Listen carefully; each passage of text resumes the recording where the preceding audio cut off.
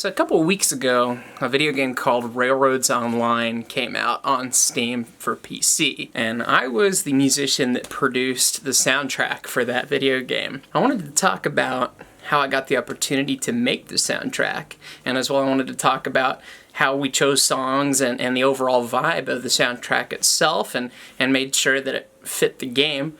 About a year and a half ago, I picked up the predecessor to Railroads Online called American Railroads Summit River and Pine Valley and played it and thought it was a pretty cool start for a game and it was enjoyable and it did something different that a lot of other games didn't do, having a little bit of the business side too rather than just driving trains, which made it more interesting. But one thing that annoyed me about the game is that it had a really short soundtrack. If you listen to the in-game music, it was, something like 10 or 15 minutes on loop, and it took you almost more time to run your train from point A to point B than that, so it got a little old. I was keeping up with the development of the game in the community Discord, and I saw a discussion about soundtracks from older railroad games that I'd played when I was a kid. It was a cool discussion, cool to see what songs people liked and all that, and one of the modelers for the game had posted a specific song from Railroad Tycoon 2 called Dark Day, and he said something like, it's a shame that nobody could make music like this anymore. And I took a listen to it and I was like, that shouldn't be too hard to put together. Something, similar flavor, similar vibe. About 15 minutes, I recorded about a 2-minute demo with a resonator guitar and a bass and sent it over to him. And I was like, I don't know, it doesn't seem too hard to me. And he really liked it and asked if I wanted to do the soundtrack. And it was like, oh, well, that would be cool. From that point on, it was go time, let's make a soundtrack, We figure out what the vibe's gotta be and what songs need to be a part of it.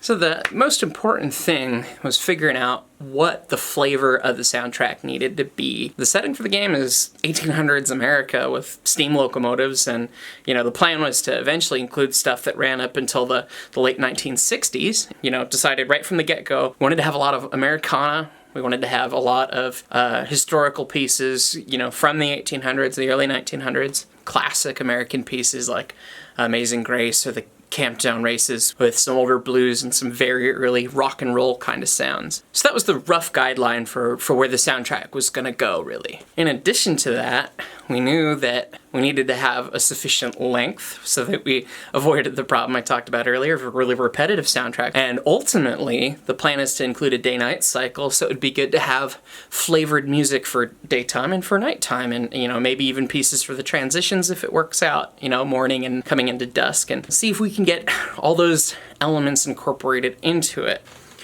So I started recording music about 10 years ago when I was in high school, and I realized that I played drums, I played bass, and I played guitar. So if I recorded each thing myself, I could start to play some rock and roll music and put things together.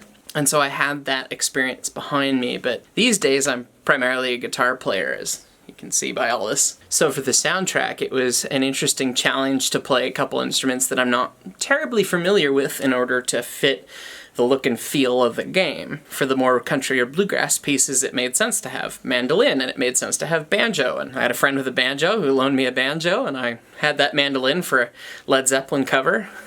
I kind of learned to work my way around those instruments and added in a harmonica too for a little fun on a couple of the pieces. That kind of gave us a decent set of instruments. I was able to come up with songs, and sometimes it was trying to fit the feel of a game that I knew and loved from my childhood, or sometimes I was just diddling around on the guitar and something came out and it was, oh goodness, I need to record that real quick. And then take those pieces and come up with more instrumentation for them so that it became more of an ensemble piece, or if it was something that was going to be a nighttime track, it'd be more of a solo kind of piece. In the case of some songs, there were ones that I had in my back pocket that I'd written a long time ago, and I've never really had an avenue to put them out there before, like Tuesday Sunrise.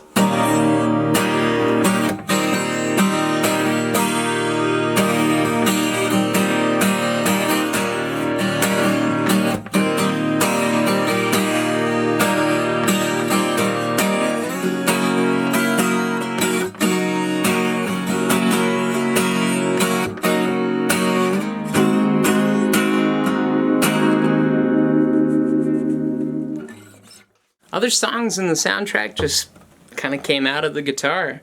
You experiment with different tunings, play around, and kind of just see what happens, what comes to you. And one of those songs like that is a song called Night Job. It's kind of funny, this song also gets played by my rock band, Hellbot, albeit a different arrangement and much heavier version. It's one of my favorite songs in the soundtrack, so I figured I'd play a little bit for you.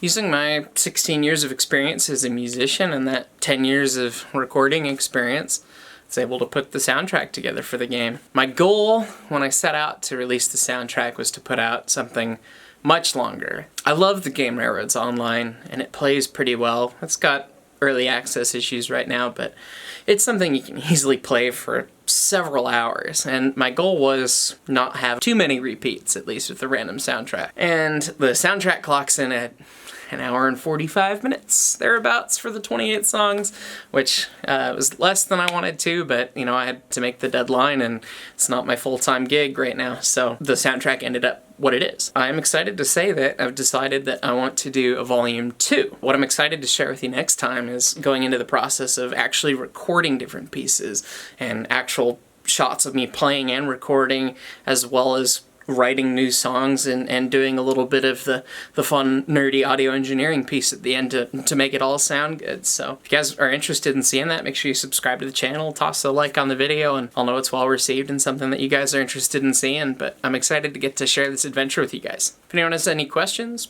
feel free to type them below. Thanks.